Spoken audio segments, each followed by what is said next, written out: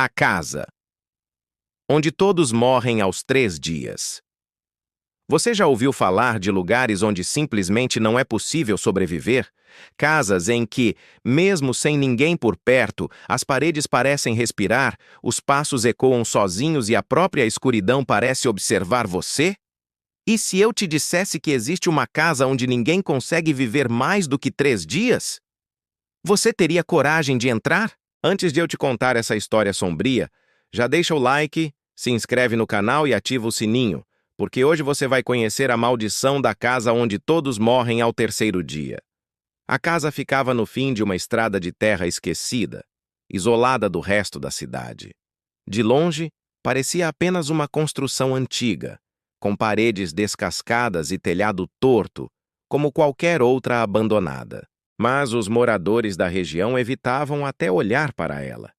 Eles diziam que ali existia uma maldição. Qualquer pessoa que passasse 3 dias dentro daquelas paredes inevitavelmente morreria. Não importava quem fosse. Jovens, idosos, casais, até grupos de amigos. Todos entravam cheios de coragem.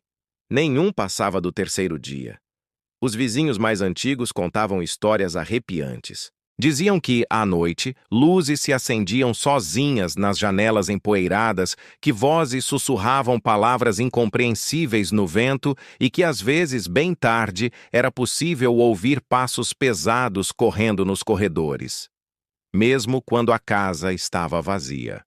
Foi com esse aviso que Lucas, um estudante de jornalismo curioso e ambicioso, decidiu investigar. Ele queria escrever um artigo sobre lendas urbanas e achou que essa história seria perfeita para chamar atenção.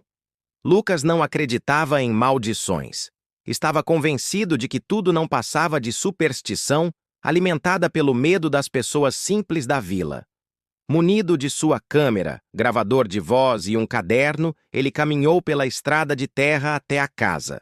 Quando empurrou a porta de madeira velha, um rangido ecoou alto, como se a própria construção reclamasse da invasão. No primeiro dia, Lucas explorou cada cômodo. As paredes estavam cobertas de mofo, as janelas quebradas, os móveis destruídos e cobertos de poeira. Era apenas um lugar velho e esquecido.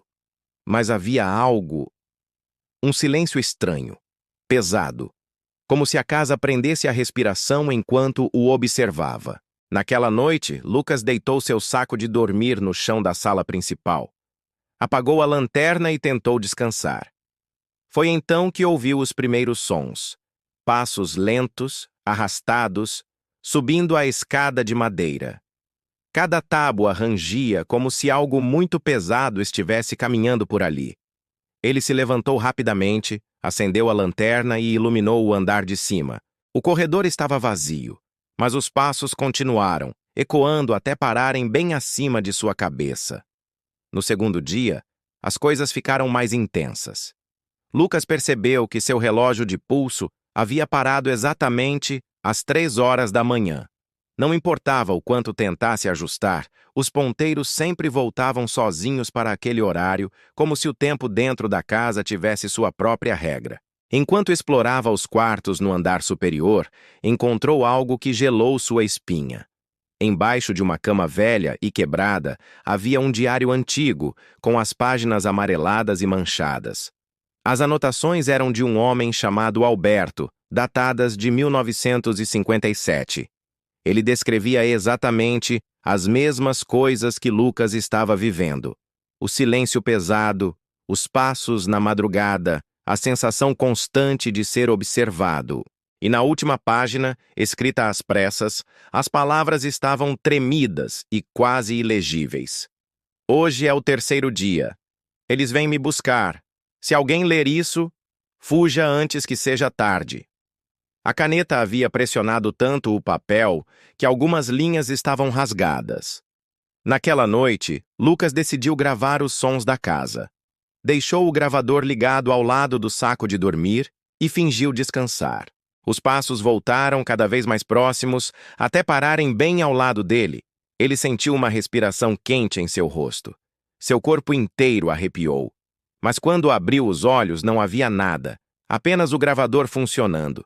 De manhã, Ao ouvir a gravação, o pavor tomou conta dele.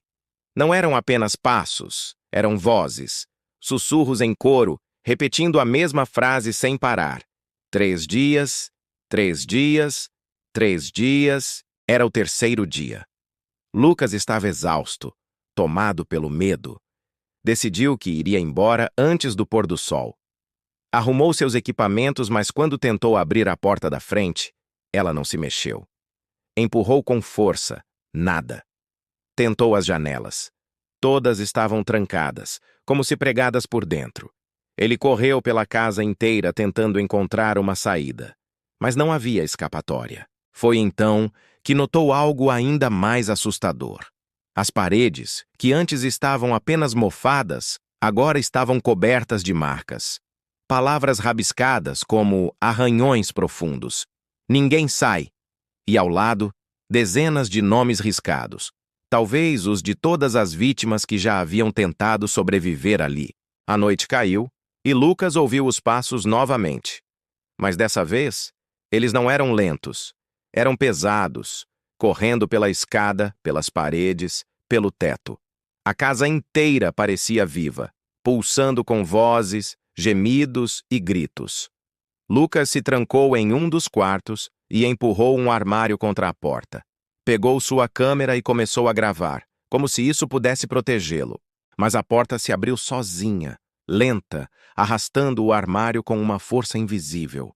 No escuro do corredor, silhuetas começaram a surgir.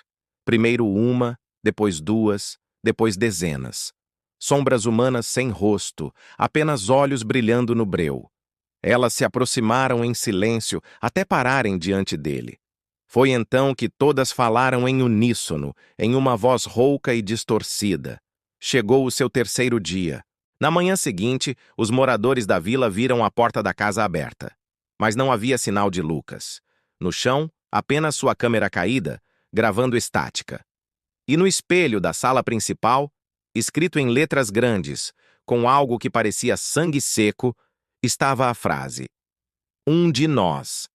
E até hoje, ninguém que passou 3 dias naquela casa voltou para contar a história.